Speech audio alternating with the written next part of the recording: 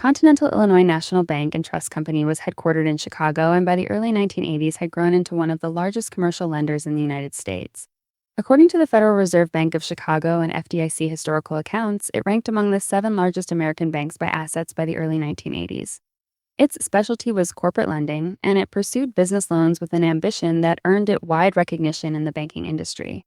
FDI historical records note that the bank was cited by industry publications as among the best managed in the country in the mid-1970s. That reputation made the events of 1984 all the more jarring. Continental's downfall did not begin in Chicago. It began in an Oklahoma City shopping center. Surging crude oil prices after the 1973 OPEC embargo and again after 1979 made energy lending appear highly profitable. A small suburban bank in Oklahoma City called Penn Square Bank positioned itself as the lender of choice for that boom. Penn Square made loans against oil and gas reserves that had not yet been proven, extended credit based on optimistic projections of future energy prices, and originated loans at a pace that outstripped its own balance sheet. According to FDIC historical accounts of the crisis, Penn Square's total loans grew from roughly $30 million to more than $400 million between the late 1970s and 1982.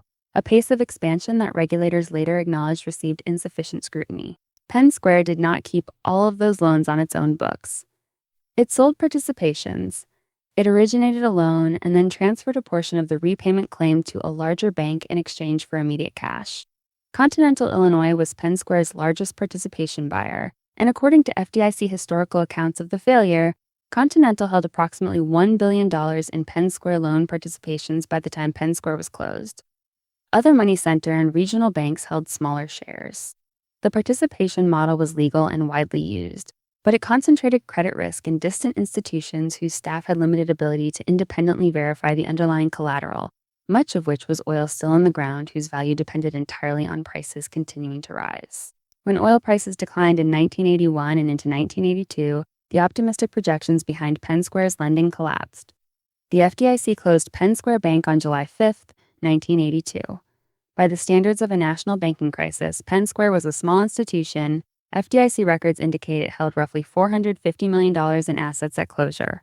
But its failure immediately revealed how widely its risk had been distributed. Continental Illinois announced it would need to write down its Penn Square participation substantially, and investors and credit analysts began examining the bank's broader loan quality with fresh skepticism.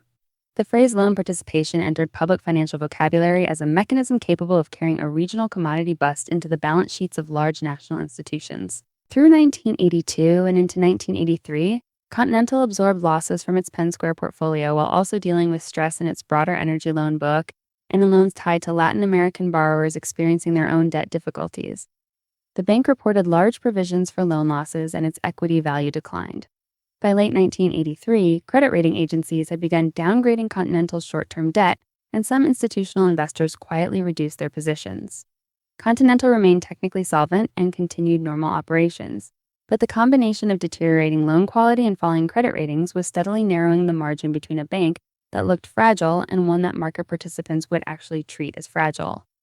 The distinction between those two conditions can vanish quickly, and it did. Most retail banks fund themselves primarily through individual deposit accounts held by millions of customers, accounts whose balances up to certain limits are insured by the FDIC and whose holders rarely move money quickly.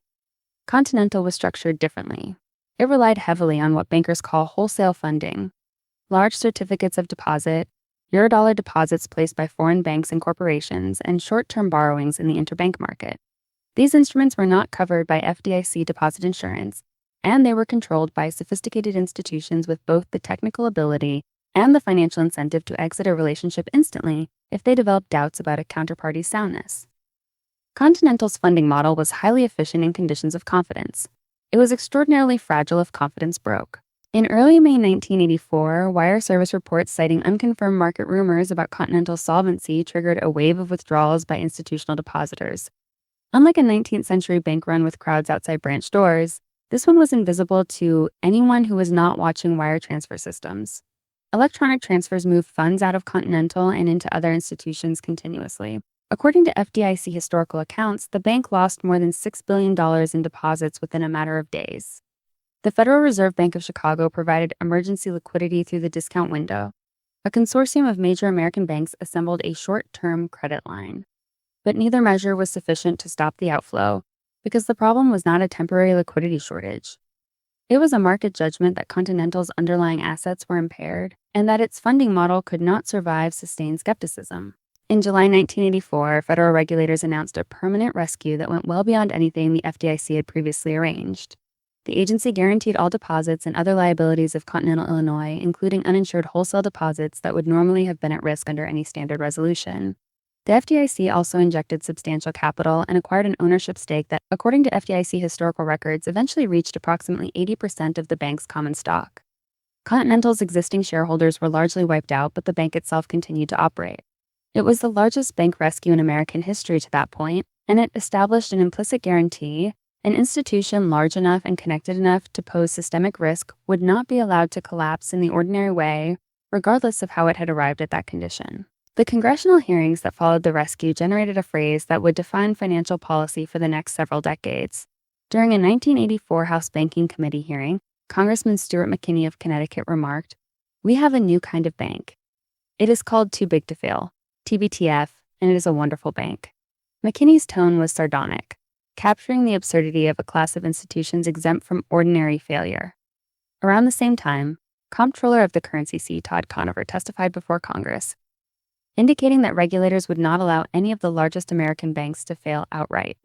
That testimony made explicit what the Continental rescue had implied.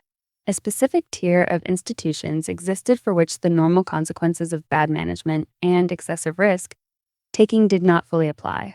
Continental Illinois never recovered the market position it had held before 1982. The FDIC gradually reduced its ownership stake over subsequent years as the bank worked through impaired assets.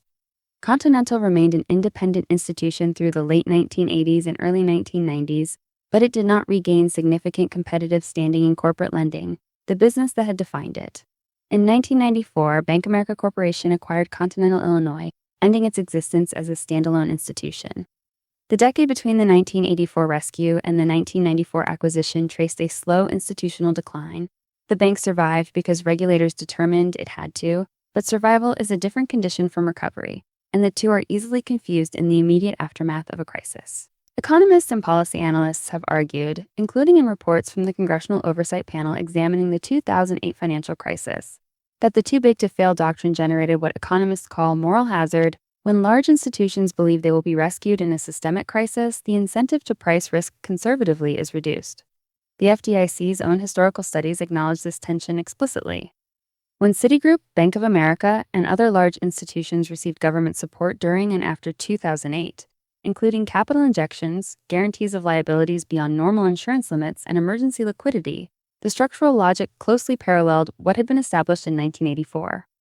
The Dodd-Frank Act of 2010 created an orderly liquidation authority intended to allow large banks to fail without taxpayer rescue, though economists and regulators continue to debate whether that framework adequately resolves the underlying problem.